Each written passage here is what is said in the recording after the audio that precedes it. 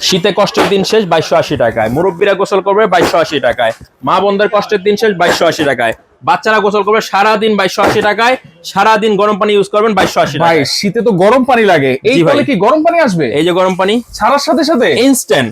ভাই কি বলেন ভাই, এটা তো নরমাল একটা কল দেখা যাচ্ছে। ভাই এটা কল না ভাই, একটু চা করে দেখাই। চা করে দেখাবেন? হ্যাঁ অবশ্যই, দেখেন এই মানে যে। পানি যে গরম বের হচ্ছে হ্যাঁ। এটা দেখাচ্ছেন? জি এই যে কারণ দেখেন কি গরম- পরিমাণ গরম, হুম।